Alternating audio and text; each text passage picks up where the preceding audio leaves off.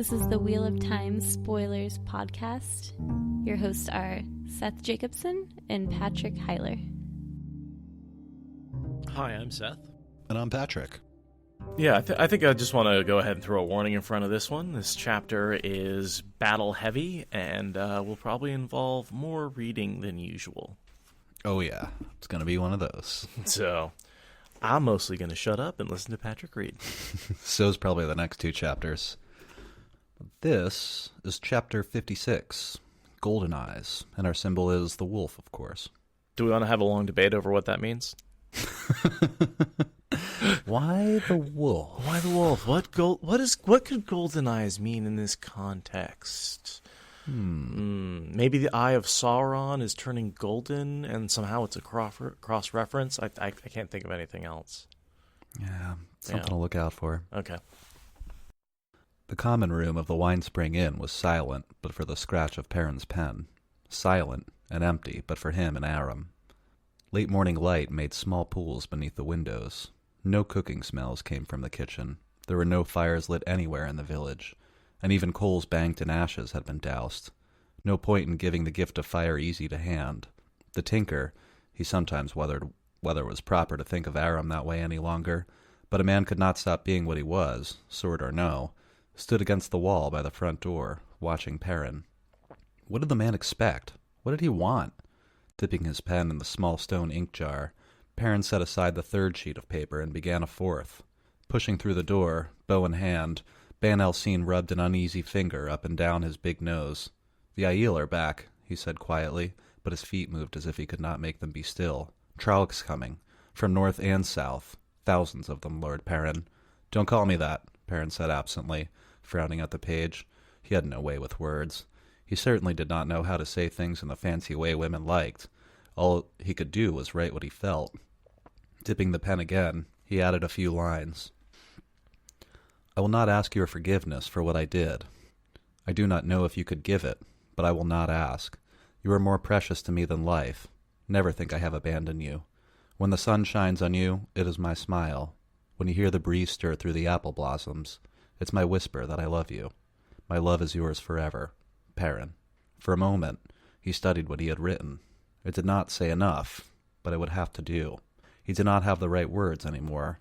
Then he had time. Carefully blotting the damp ink with sand, he folded the pages together.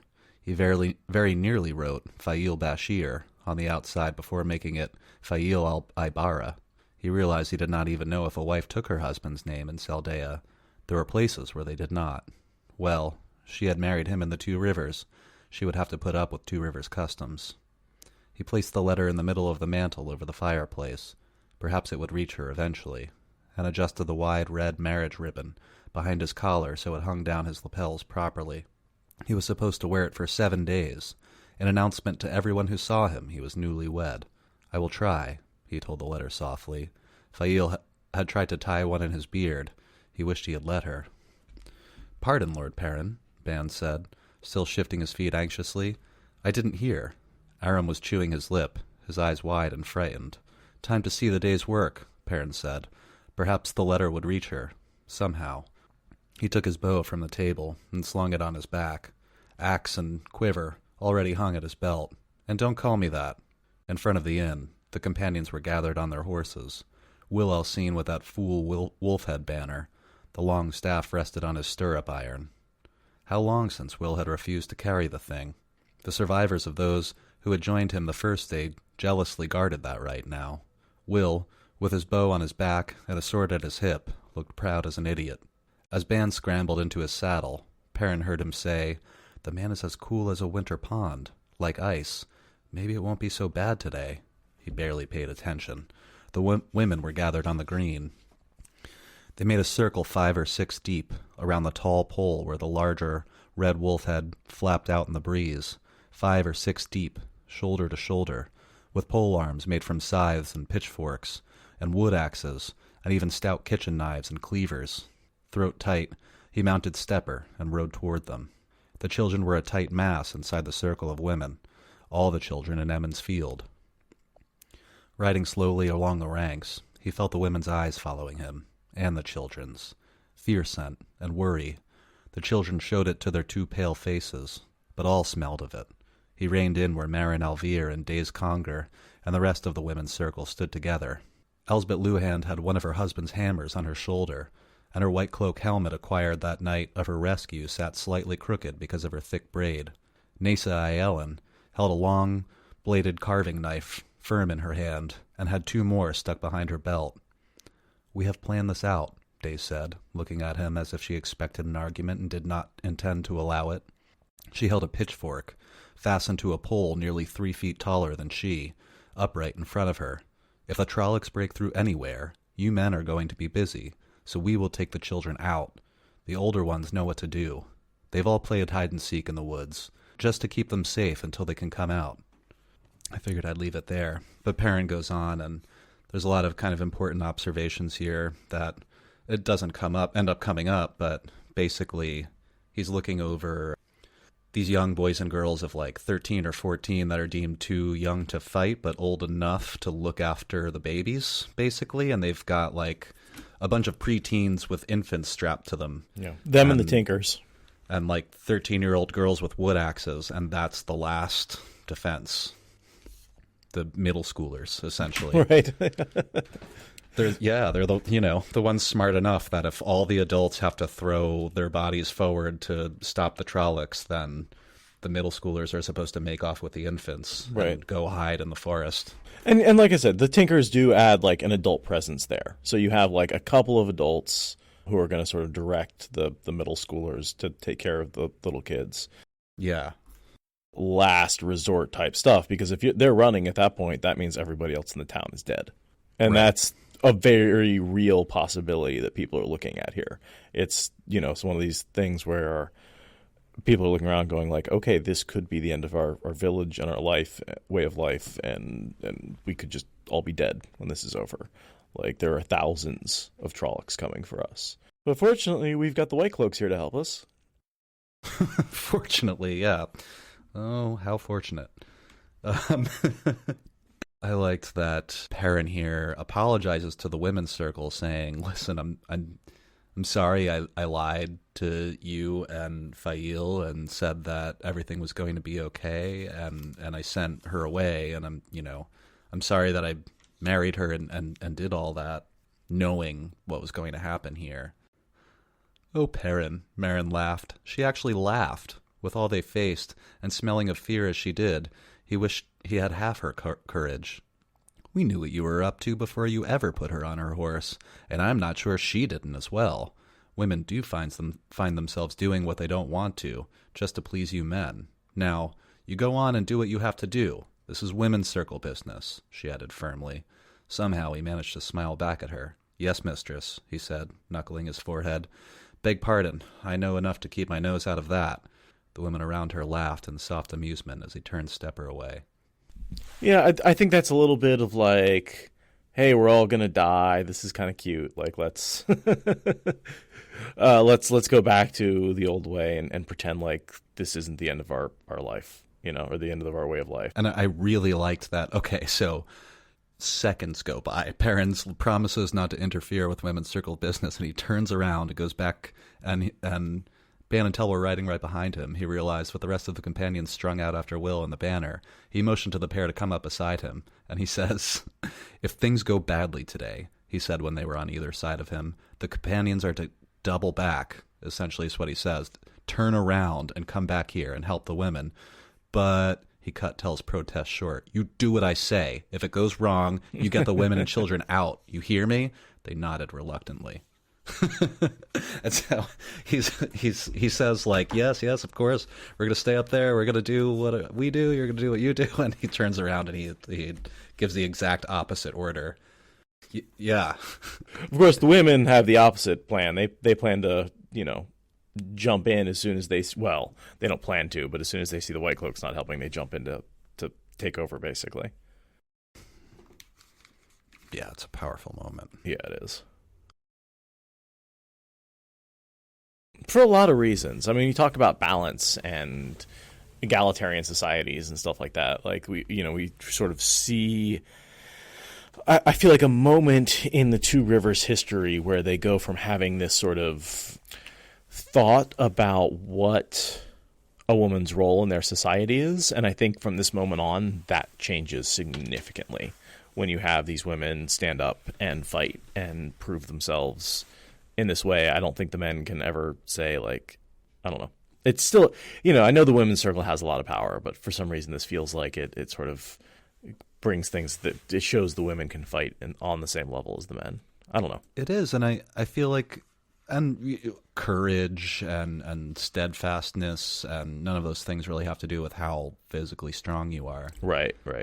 And this also serves as a great little plot point where, when they're confronting the White Cloaks later, Perrin is able to say essentially, like, look, things turned really bad while we were fighting the Shadowspawn, and while you stood and do nothing, a bunch of old women and school children showed you up. Yeah. And it's like, yeah, they essentially, got the grammar school together, and they were the ones that, like, stood up and did the right thing while you stood by and did nothing. And, it makes them look even worse. No, and he just says something similar about the Tuatha'an, like, well, you stood by and did nothing. They volunteered to, like, run our children to safety. So how dare you, like, look down on them?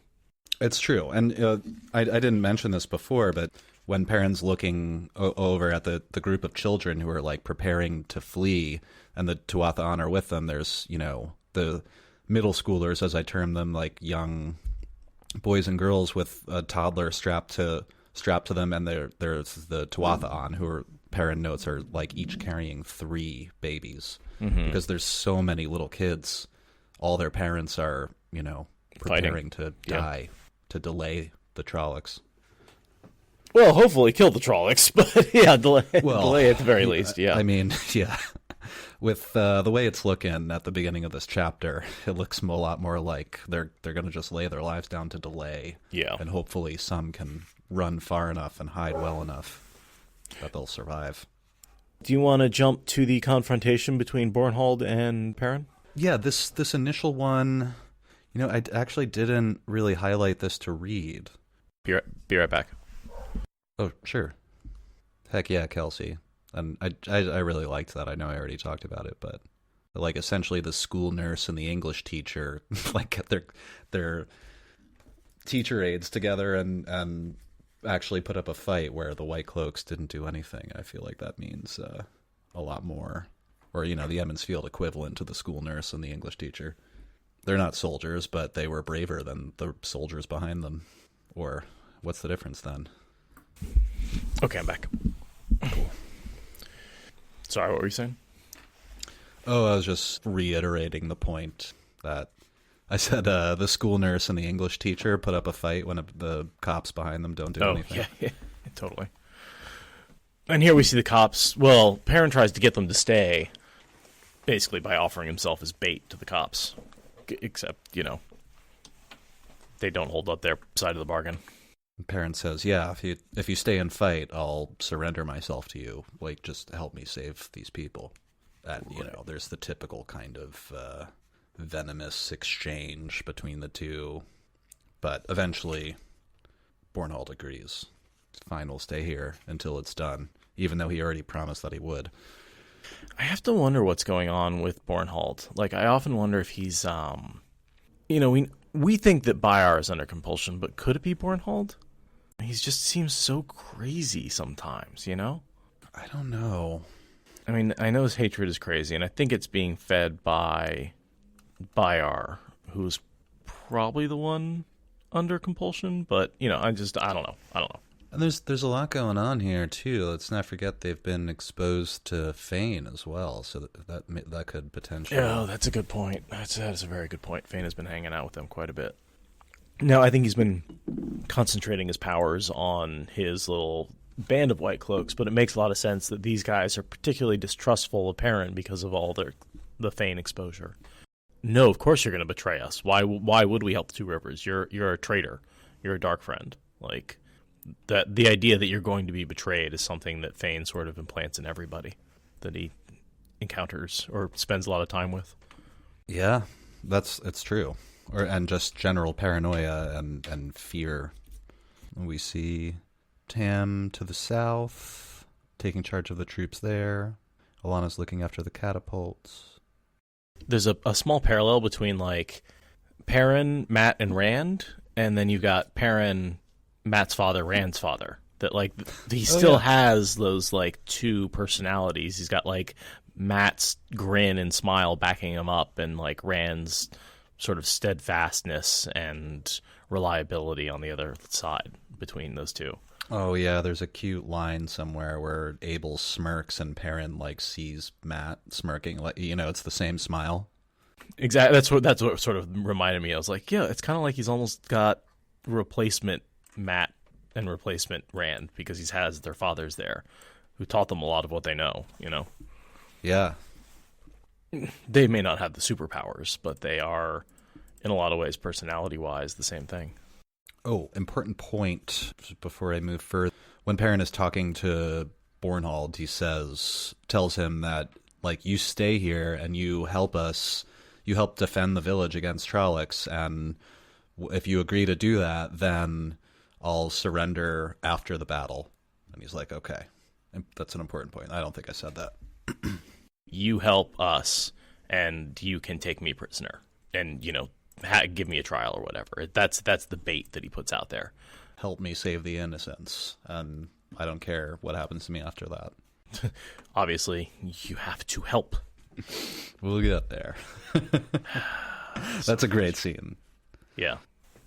Also, Gaul and Chiad stood ready, heads wrapped in chufa and their faces hidden to the eyes behind black veils, side by side, Perrin noted. Whatever had passed between them, it seemed to outweigh their clan's blood feud. Whatever had passed between them. I don't think it was more than a conversation. I don't know. There's something going on there. There's definitely something going on there. And I also wanted to note that Perrin had suggested to Loyal that he's like, you know, you could go with Fail to Camelin. You could bring your book and have it printed and whatever. And Loyal, it seems a little dejected. Perrin noted that Perrin would even suggest that. Loyal says, like, I can't run away. At this point, I think Perrin's aware and everybody's aware that this is a possible death sentence. And, like, Perrin's going around basically saying, I sent Fail away. I'm sorry that I didn't do the same for you. And people are like, psh, don't worry about it. Like, of course you sent your wife away. You obviously care about her. And Loyal says maybe one day there will be a story about an Ogier hero. Maybe. Ogier don't really take to that much, but maybe someone will tell my story. Aw, poor Ogier. He's, like, the best hero. Yeah. Because he's, like, the least angst. I don't know. He's like, I'm not a hero. I'm just awesome.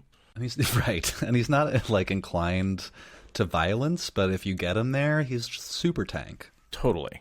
We'll see him in a minute with a wood axe in each hand. I love, the description of him actually fighting with his mouth open, like yelling. Oh, it's almost terrifying. I can just picture it. Yeah, right? I'd stand behind him in a battle. Yeah, absolutely. Abso-fucking-lutely. So let me know if you need anything up there. Just bring him water or something. Make yourself useful. I'll get anybody who gets by you. That's my goal. Got your back. I got your back. I mean, just terrifying. And I can't wait to see. I would love, again, I don't want to talk about the show too much, but I'm excited to see, like, them take this sort of puppy dog style, friendly, happy Ogier and then make him just absolutely fucking terrifying just by changing the expression. There's a ton of creature building that can happen too. There's so much that could happen with the Ogier. We have seen fan art interpretations, but, you know, there's a lot of fun stuff you could do. You know? Totally. Could make all their hands stand up when they're angry or something. It would be fun. And the vibrating ears, how are they going to do that? CGI. Yeah. Perrin rode to where Verin stood, beside one of the catapults under the watchful eye of Tomas on his grey. The plump, brown-cloud Aes Sedai studied Aram a moment before turning her bird-like gaze up to Perrin. One eyebrow raised as if to question why he was bothering her.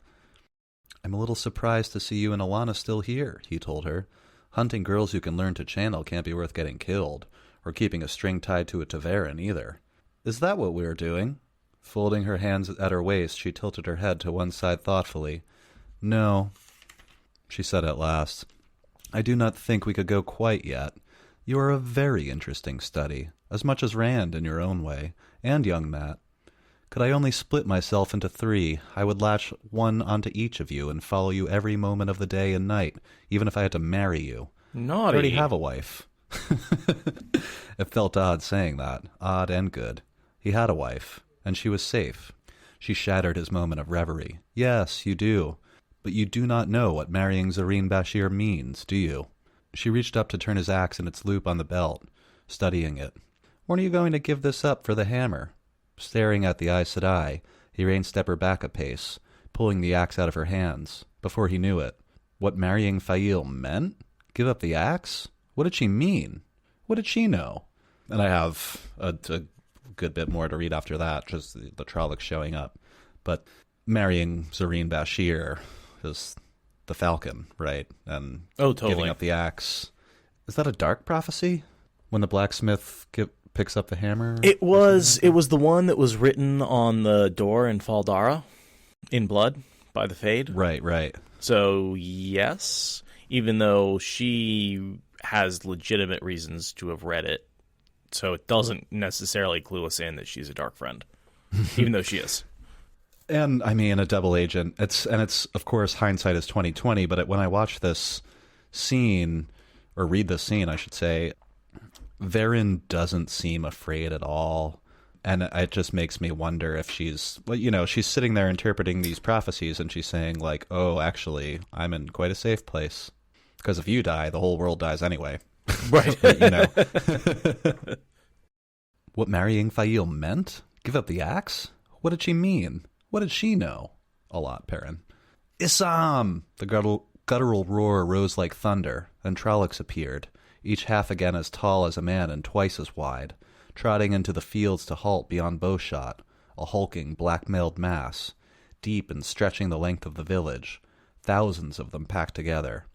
Huge faces distorted by beaks and snouts, heads with horns or feathered crests, spikes at elbows and shoulders, scythe-curved swords and spiked axes, hooked spears and barbed tridents, a seemingly endless sea of cruel weapons. Behind them, a Murdral galloped up and down on midnight horses, raven-black cloaks hanging undisturbed as they whirled their mounts. "ISAM!" "Interesting," Verin murmured. Perrin would not have thought that was the word. This was the first time the Trollocs had shouted anything understandable, not that he had any idea what it meant. Smoothing his marriage ribbon, he forced himself to ride calmly to the center of the Two Rivers line, the companions' forms behind him, the breeze lifting the banner with its red wolf head.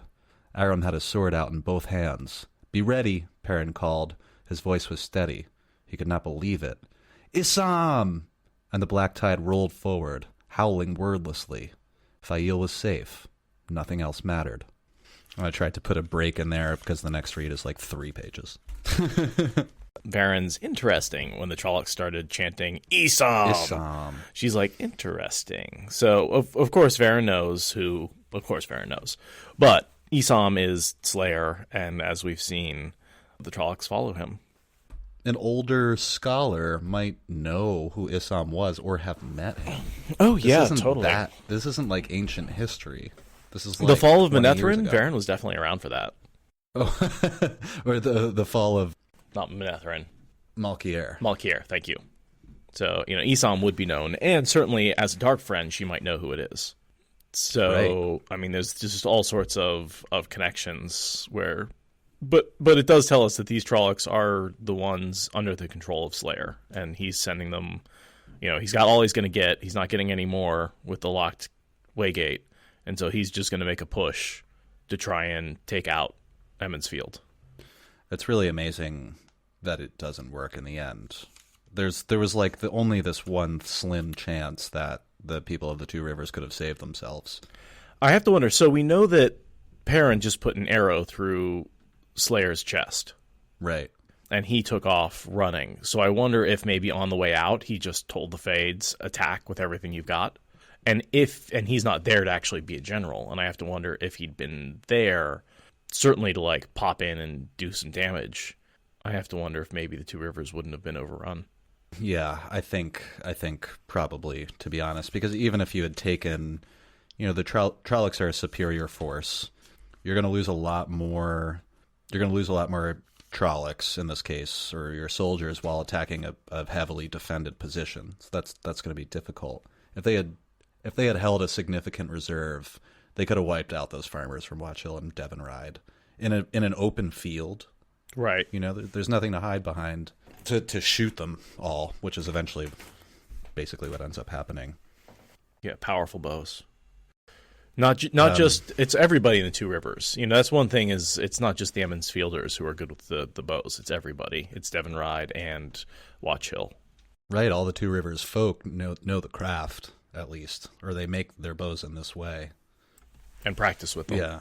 With something we talked about in Mistborn a lot is the reason the Lord Ruler didn't want to educate people is that crossbows you can give to just about anybody and they become pretty deadly, just like a gun. Longbows, you really have to train most of your life to use effectively. And so, longbow might, in the hands of a trained professional, is more deadly than a crossbow, but you have to train your whole life for it. And so, right, these really are elite troops. You can't replace the lifetime of training that they've gone through. And it's one of the reasons why they're so effective in the last battle as a fighting force. Yeah, and it really does take that long, and I'm sure RJ wrote this into the story because this is a really common thing. If you're even a little interested in European history, you will have learned about this, about how the longbow changed everything, and then the crossbow came around and that changed everything, because like you just said, you could take a child really and teach them to, listen, you take the string and you put it on this hook, and then you crank the thing until it's all the way back, and then you place the arrow there. Then you pick it up, point, pull the trigger, do it again. That's it. It takes a day to teach someone how to do this, And that's one of the reasons why Matt's so damn effective, is not only does he create the crossbow, but he gets that crank that, triples the speed. So instead of, pulling back, I don't really understand how We'll talk about it when we get to it. I don't really understand how Matt's crossbow crank works and makes them faster, but it does. I could say really quickly, I don't totally understand how the mechanism works, but basically the kind of older fashioned crossbow without the machine on it, there's say a metal hoop on the front, that the arrow would actually shoot over. And you put that hoop on the ground and stick your foot in it, and then you take both hands on the string and yank it back onto its latch, and that's how it loads. So you actually still have to be pretty strong to do that. But the crank, it does the work for you. So you can, it's a gear system, a little gearbox. I geek out on this stuff. Totally. Yeah. That's what I wanted. You did too. Oh.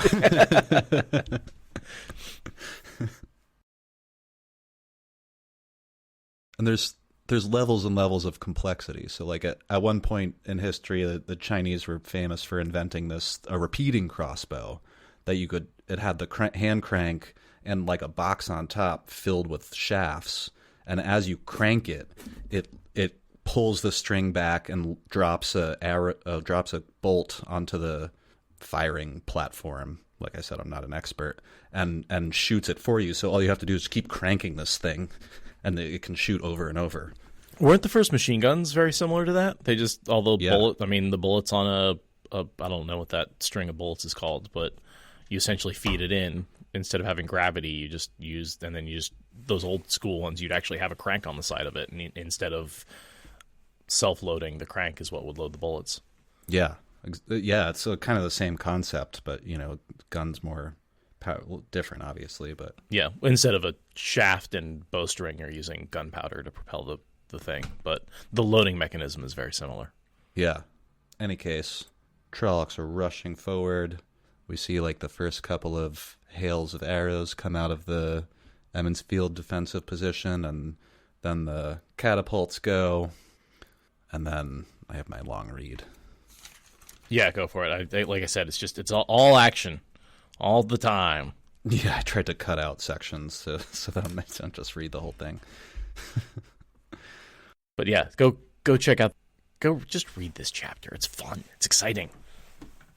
Not even slowing, the front rank of Trollocs ran onto the sharp stakes, faces contorted by snouts or beaks, twisting with pained shrieks, howling as they were impaled, driven down by more huge shapes, scrambling over their backs, some of those falling among the stakes, replaced by more, always more. One last volley of arrows drove home a point-blank range, and then it was with spears and halberds and homemade polearms, thrusting and stabbing at towering forms in black mail, sometimes falling, while the bowmen shot as best they could at the inhuman faces above their friends' heads.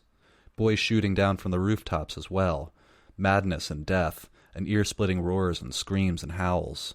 Slowly, inexorably, the Two Rivers line bulged inward at a dozen places. If it broke, anywhere. "Fall back!" Perrin bellowed. A boar-snouted Trolloc, already bleeding, forced its way through the ranks of men, shrieking and striking with its thick, curved sword. Perrin's axe split its head to the snout. Stepper was trying to rear, screaming silently in the din. "Fall back!" Darrell Copland went down, clutching a thigh transfixed by a wrist-thick spear. Old Billy Conger tried to drag him backward while awkwardly wielding a boar spear. Harry Copland swung his halberd in defense of his brother, mouth wide in a seemingly soundless shout. "Fall back between the houses!" He was not sure whether orders had been heard and passed, or the mountainous weight of Trolloc simply pressed in, but slowly, one grudging step at a time, the humans moved back. Loyal swung his bloodied axes like mallets, wide-mouthed snarling. Beside the Ogier, Bran thrust his spear grimly. He had lost his steel cap, and blood ran down in his fringe of gray hair. From his stallion, Tomas carved a space around Verin, hair in a wild disarray. She had lost her horse. Balls of fire streaked from her hands, and every Trolloc struck exploded in flames as if soaked in oil. Not enough to hold. The Two Rivers men edged back, jostling around Stepper. Gaul and Chiad fought back to back. She had only one spear left, and he slashed and stabbed with his heavy knife. Back. To west and east, men had curved out from the defenses there to keep the Trollocs from flanking them, pouring arrows in. Not enough. Back. Suddenly, a huge ram-horn shape was trying to pull Perrin out of his saddle, trying to climb up after him. Thrashing, Stepper went down under the combined weight. Leg pinned and pain near breaking, Perrin struggled to bring his axe around, to fight hands bigger than an Ogier's away from his throat. The Trolloc screamed as Aram's sword sliced into its neck. Even as it collapsed atop Perrin, spraying blood, the Tinker spun smoothly to run another Trolloc through the middle. Grunting with pain, Perrin kicked his way clear, aided by Stepper scrambling to his feet, but there was no time to think of remounting. He barely rolled aside as a black horse's hooves stamped where his head has been. Pale, eyeless face snarling, the Fade leaned from its saddle as he tried to rise, dead black sword slashing, brushing his hair as he dropped. Ruthlessly he swung his axe, chopping one of the horse's legs out from under it. Horse and rider toppled together. As they fell, he buried his axe where the half-man's eyes should have been. He wrenched the blade free in time to see dazed Conger's pitchfork tines take a goat-snouted Trolloc in the throat. It seized the long shaft with one hand, stabbing a barbed spear at her with the other, but Marin Elvire calmly hamstrung it with one blow of her cleaver. The leg gave way, and she just as coolly severed the Trolloc's spine at the base of its neck. Another Trolloc lifted Bode Cawthon into the air by her braid. Mouth wide and a terrified scream, she sank her wood-axe into its mailed shoulder just as her sister Eldrin thrust her boar spear through its chest, and gray-braided Nasa Ellen drove a thick butchering knife in as well. All up and down the line. As far as Perrin could see, the women were there. Their numbers were the only reason the line still held, almost driven back against the houses. Women among the men, shoulder to shoulder, some no more than girls, but then some of those men had never shaved yet. Some never would. Where were the white cloaks? The children? If the women were here, there was no one to get the children out. Where are the bloody white cloaks? If they came now, at least they might buy another few minutes. A few minutes to get the children away. A boy, the same dark-haired runner who had come for him the night before, seized his arm as he turned to search for the companions. The companions had to try to cut a way out for the children. He would send them, and he would do what he could here. "Lord Perrin," the boy shouted at him through the deafening din. "Lord Perrin!" Perrin tried to shake him off, then snatched him up kicking under one arm. He belonged with the other children. Split up in tight ranks stretching from house to house, Ban and Tell and the other companions were shooting from their saddles, over the heads of men and women. Will had driven the banner staff into the ground so he could work his bow, too. Somehow, Tell had managed to catch up to Stepper. The Dun's reins were tied to Tell's saddle. The boy could go on Stepper's back. "Lord Perrin, please listen. Master Althor said somebody's attacking the Trollocs. Lord Perrin." Okay. That was exciting. Just the moment where the women step up and fight is just so inspiring, and I can just hear the music rising up in the background. Oh, it's so good. It's so good. Yeah. My eyes are a little moist. I'm not even. No, I believe you. It's like this kind of stuff does it to me every time, especially. It's one of the things I think Jordan. Again, I'll sing his praises. He goes back to the starting town, and it changes, and he writes change into the town, and it evolves, and like you see what was this backwards little town growing and uniting and becoming this metropolis and fighting its own fight and, you know, becoming its own place. And it's inspiring to watch. Yeah. And I mean, RJ just writes it so well. So well. I love how, you know, with a little bit of military knowledge, Perrin and his, you know, his likely allies like Tem and Abel and Tomas and Verin are able to take all these simple people, and they really only have, like, they're not soldiers, they're farmers. They don't know anything about the weapons of war per se, but they do have these powerful bows that they use for hunting. And just the ferocity and the stubbornness, almost more so than the skills. The women stepping up to just be like, hell no, you're not taking down this group of people, you know. And I think the other benefit that I don't know if we talk about this much, but one of the issues with a fighting force is, especially a conscripted one as opposed to like a trained professional fighting force, is oftentimes they don't want to actually kill other people and will often aim to miss. Yeah. Like deliberately fire over the enemy's heads. I forget what the statistics were, but I think it was like 3 out of 4, something like that, people in the Civil War, like, just wouldn't shoot at each other, at another human being. And it was just because you actually have to train somebody to do that. It's against our nature to kill somebody. You literally, in a trained army, most people will do it because you're trained to do it. But if you're not, you won't. However, I think we can say that doesn't apply when you're fighting Trollocs. And, you know, yeah, trying to save the lives of your own children. And as my point before was that it's cool to see these farmers use their skills, their skill and their strength in combat. Or I didn't really notice this until I was reading it before, but we basically see Daze Conger and Marin Alvir, they kill this Trolloc just like you would kill a boar. Daze Conger spears it, holding it in place, and Marin hamstrings it so it can't move very well, and then she just as coolly severed the Trolloc's spine at the base of its neck. She just slides the knife in between its vertebrae, just slides it through, and she's butchered lots of pigs, I'm sure. You know, that's how you do it. That's how you do it. And you hold them down and just quickly sever the spinal cord. And, it's just quick and painless. And if you know where it is, it's pretty accessible. And death can translate in that way. That, like, knowing how to kill a farm animal can actually translate in knowing how to fight and kill an opponent in battle. Because you know a vulnerable spot. Oh, yeah. It reminds me of the scene when, like, the Shanchan beasts start killing all the Trollocs in the last battle, and they just basically grab them and then bite them on the back of the neck to finish them off. You ever seen a lion kill an antelope? That's how they do it. Exactly. Yeah. I want to respond to Discord saying they all want to, like, be in this scene when they shoot the show. Me and Seth have totally talked about this before. I would give just about anything to be like Two Rivers Longbowmen number 173. You know, I don't care. Just throw me in there. Yeah, you're better off going for Aielman number 375, right? Like, sure, I could just run with a group of people, and I'll just have like 2 seconds on screen where I'm yelling. Right, with the mask on, wash the spears, or whatever. Yeah.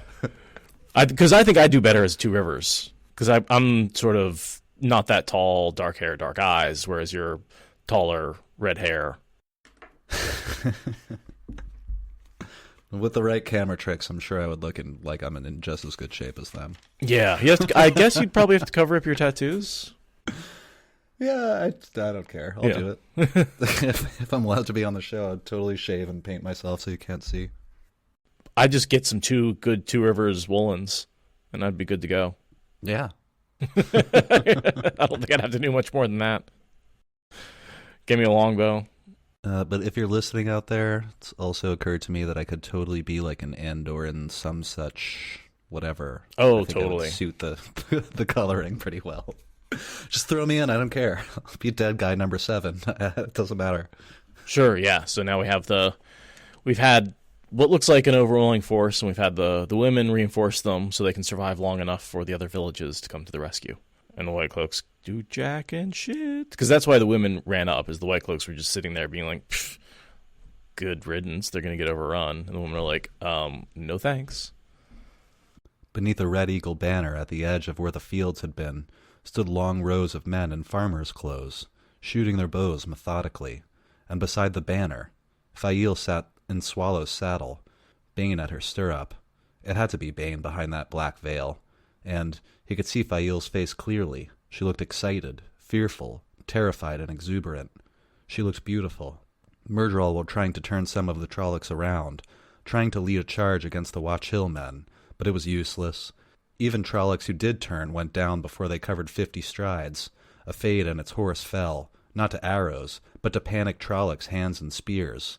It was the Trollocs moving back now, then running in a frenzy, fleeing shots from both sides once the Emonds Field men had room to lift bows, too. Trollocs falling, Myrddraal going down. It was a slaughter, but Perrin hardly saw, because he's looking at his lady. All he sees is Fail. You think you're going to die, and then suddenly in rides these other troops that came out of nowhere.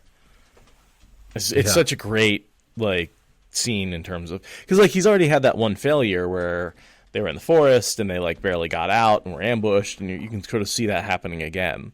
But, nope. Oh, yeah, tons of slow-mo. Yeah. I didn't initially highlight this to read, but I'm going to read another little part because it's adorable. Okay. Perrin talking to the messenger boy that brought him word.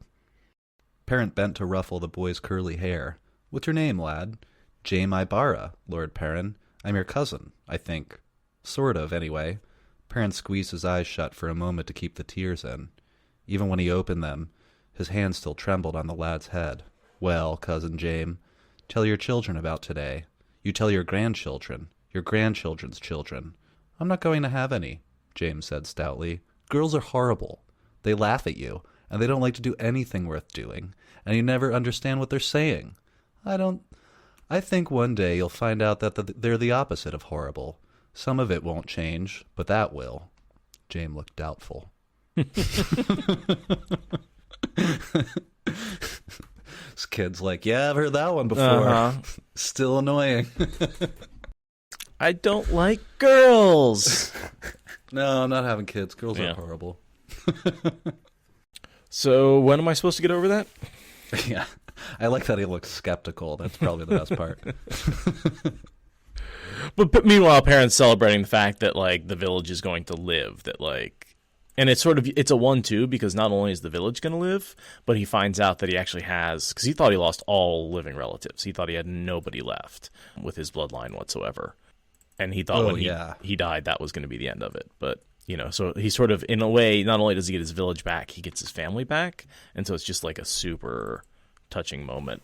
His line's still alive, and that feels hopeful. And I also really like that RJ threw in that the little boy has curly dark hair.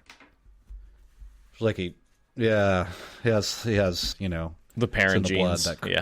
Curly hair. I like that a lot. So the next big read I have is the second confrontation with the White Cloaks, but in between there's some long conversations with Fail, and we see the piles of dead bodies and Trollocs and human alike.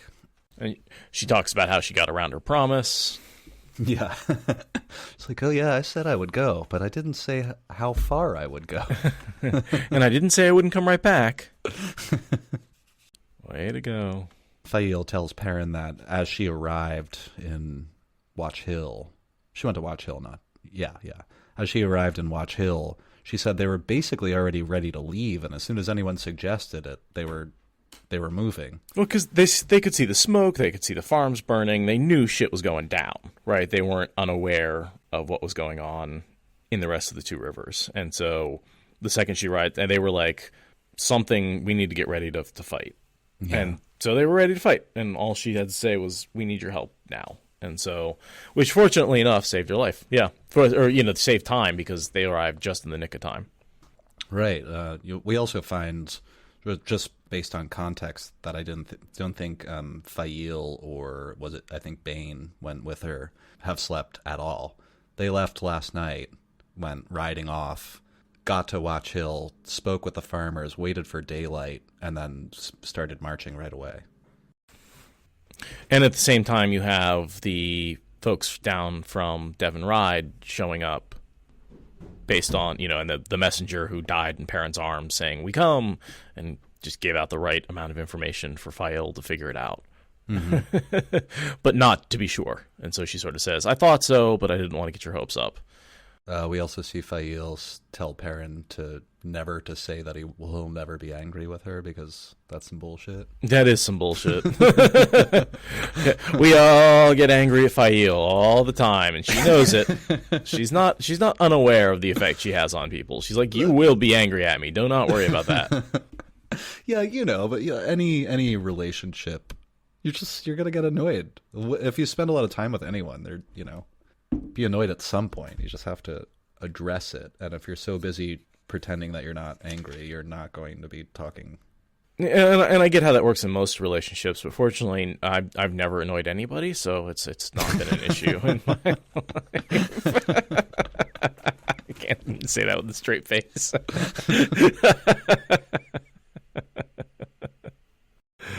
Oh, okay. Moving on.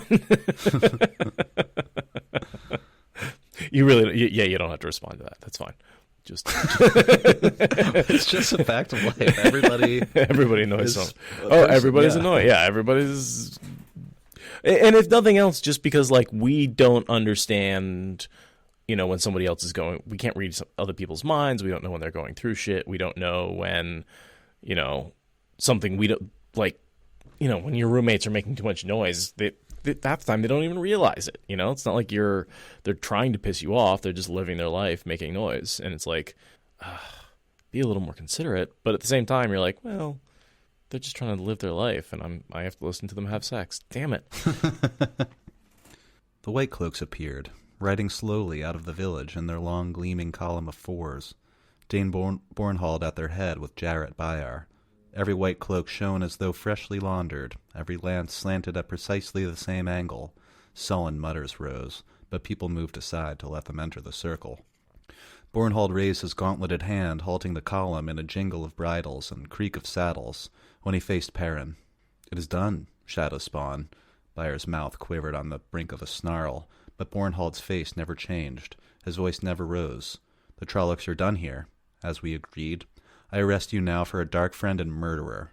No. Fael twisted around to stare up at Perrin, eyes angry.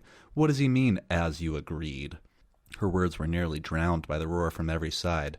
No, and you will not take him, and Goldeneyes. Keeping his gaze on Bornhald, Perrin lifted a hand, and silence descended slowly. When all was quiet, he said, I said I would not resist, if you aided. Surprising how calm his voice was. Inside he seethed with a slow, cold anger. If you aided, White Cloak, where were you? The man did not answer.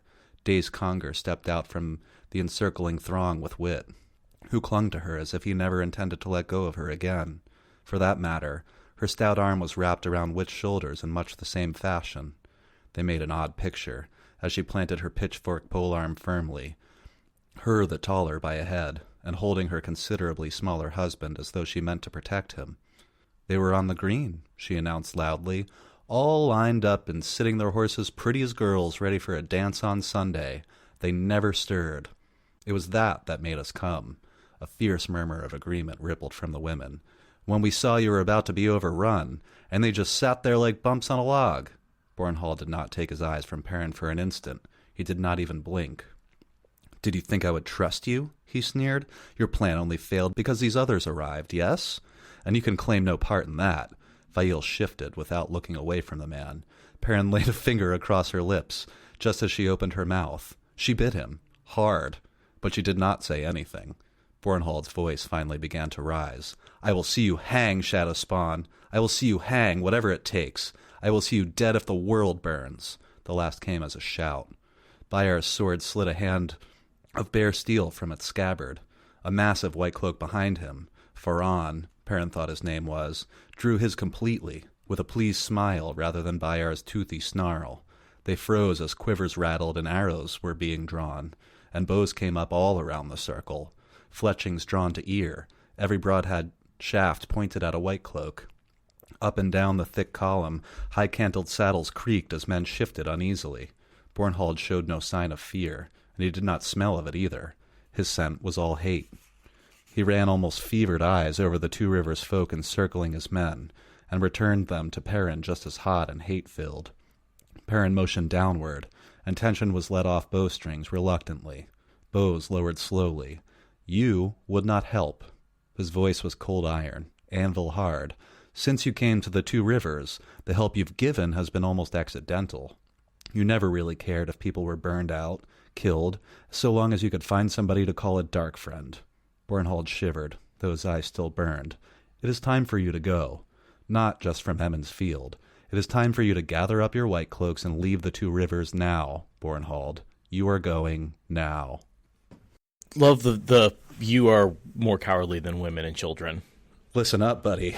I don't know how long I can hold our women back, so you better get moving.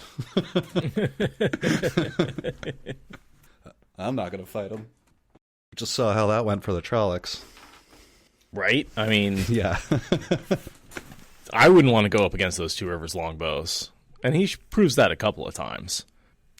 One thing I looked up Verin. As far as I can tell, he never comes back. He's just forgotten about at some point. Yeah, and there's a moment where at the end, so Perrin says all that, and Bornhald does some more grumbling. Faran seemed to look at him with regret for some reason, look at Perrin with regret. And I tried looking it up to see like what is happening there, but I couldn't figure it out. Nobody knows if it's regret that he doesn't get to kill Perrin or regret that he doesn't get to defend Perrin or what. I always thought it was that he wanted to attack and kill Perrin. If you look in chapter 1, he wanted to like basically question all of the Two Rivers folks, just put them all to the question. Like he's that kind of guy. Yeah, he's that kind of guy. Okay. So I imagine he wanted to fight, and he is disappointed that he doesn't get to test his sword against the Perrin's axe. But that's, you know, we never get any resolution on that. Yeah, and he's not a big character. He's just kind of around sometimes when the White Cloaks are. Mm-hmm. And then we have Jerinvar Barsteer talks to Perrin, and Perrin doesn't know who he is, even when he introduces himself. It must be a relatively new mayor of Watch Hill then, because you'd think that when Perrin left, he would know, if nothing else, who like the mayor of Watch Hill and Devin Ride were. Yeah, probably. Even if not his face, or he would know the name, but he doesn't seem to. Yeah. But he seems like a young guy. Maybe he's recently elected or however that works. Sure. And he just kind of goes to greet Perrin and kind of thank him and say, if you don't mind, now that the fighting is done, we're going to escort the White Cloaks to make sure they continue on north past Watch Hill. We don't want them there, and there are already some that we're hanging back there anyway. Basically, don't let the door hit you on the way out. Yeah, so we want to follow them out, and of course, Perrin's fine with that. Yeah, get rid of him. He's like, so who was that, by the way? The mayor, dude. And I also liked that Fail tells him that the Watch Hill Women's Circle is sending a delegation once they confirm that things are safe, to send a delegation of Women's Circle to the Emonds Field's Women's Circle to discuss Perrin. And If they decide that he's a suitable leader, then... Kind of reminds me of the way the Ogier get married. It's like, wait, don't I get a say in this? No. You just we pick somebody, and that's who you get married to, and you're going to be happy with it. Put your suit on. Yep. You get to be king now. I don't want to be king. Too fucking bad. Now bitch about it for the next 10 books. And then I made my readout, the Fane's perspective. That's about 1 page. Yeah, that's almost, I'd say, the most interesting part of this chapter in terms of, like, plot and internal monologue, in my opinion. The rest of it's just fun battle. From the thick branch of a leafy oak on the edge of the westwood, Ordeith stared at Emonds Field a mile to the south. It was impossible. Scourge them, flay them. Everything had been going according to plan. Even ISAM had played into his hands. Why did the fool stop bringing Trollocs? He should have brought in enough to turn the 2 rivers black with them. Spittle dripped from his lips, but he did not notice, any more than he realized his hand was fumbling at his belt. Harry them till their hearts burst. Harrow them till the ground, screaming. All planned to pull Randall Thor to him. And it came to this. The 2 rivers had not even been scratched. A few farms burned did not count, nor a few farmers butchered alive for Trolloc cookpots. I want the 2 rivers to burn. Burn so the fire lives in men's memories for 1,000 years. He studied the banner waving over the village, and the one not far below him. A scarlet wolf head, on a scarlet bordered white, and a red eagle. Red, for the blood of the 2 rivers must shed to make Randall Thor howl. Manetherin. That's meant to be Manetherin's banner. Someone had told them of Manetherin, had they? What did these fools know of the glories of Manetherin? Manetherin. Yes. There was more than one way to scourge them. He laughed so hard he nearly fell out of the oak before he realized that he was not holding on with both hands. That one gripped his belt where a dagger should have hung. The laugh twisted into a snarl as he stared at that hand. The White Tower held what had been stolen from him, what was his by right as old as the Trolloc Wars. He let himself drop to the ground and scrambled onto his horse before looking at his companions, his hounds. The 30 or so white cloaks remaining no longer wore their white cloaks, of course. Russ spotted their dull, platen mail, and Bornhold would never have recognized those sullen, suspicious faces, dirty and unshaven. The humans watched Ordeith, distrustful, yet afraid, not even glancing at the Myrddraal in their midst, its slug-pale, eyeless face as bleakly wooden as theirs. The half-man feared ISAM would find it. ISAM had not at all been pleased when the raid on Terran Ferry let so many escape to carry away word of what was happening in the 2 rivers. Ordeith giggled at the thought of ISAM discomforted. The man was a problem for another time, if he still lived. We ride for Tarvalin, he snapped, hard riding, to beat Bornhold to the ferry. Manetherin's banner, raised again in the 2 rivers after all these centuries. How the Red Eagle had harried him so long ago, but Caemlyn first. Scourge them and flay them. Let the 2 rivers pay first, and then Randall Thor, and then, laughing, he galloped north through the forest, not looking back to see if the others followed. They would. They had nowhere else to go now. So yeah, Fane essentially is giving up on taking out the 2 rivers, as far as I can tell. He's like, so I think what he's going to do is he's going to go to Andor and try and convince the Queen to be like, hey, the banner of Manetherin was raised, they're trying to take over your kingdom, and use his paranoia to get her to send troops after the 2 rivers. I think that's his plan. It would be a good one. But I think by the time he gets there, Morghese is either her head's still hollowed out or she's done for. Either way, the next time we see him is at the White Tower confronting Alviarin. So Right. It looks like he goes to the White Tower first, even though here he says first to Caemlyn, but it looks like he goes to the White Tower first, and then he goes to Caemlyn, and we see Fane and Caemlyn for a while sort of stalking Rand. Oh, right. I forgot. Don't they have a confrontation while they're in Caemlyn? I mean, technically, Rand goes out to visit the rebels, and that's when Fane slashes him with the dagger. Oh, that's right. So Fane goes to the tower after this, gets the dagger, confronts Alviarin. From there, he goes to Caemlyn, stays in the city for a while. Rand sees him once or twice, and then when Rand goes out to confront the rebels, that's when he gets the slash on his side. After that, he's kind of stalking Rand and ends up in Farmadding, and, Fane sort of disappears for a while, so it's sort of hard to know where he is for the rest of the series after that point, because he's sort of not around a whole lot. his plans are ruined by what's going on here. So, and I assume that he basically doesn't have an opportunity to send, because when he goes, by the time he gets to Camelin, Brand is taken over, and so that doesn't do him any good. He can't send Morghase's troops after the Two Rivers.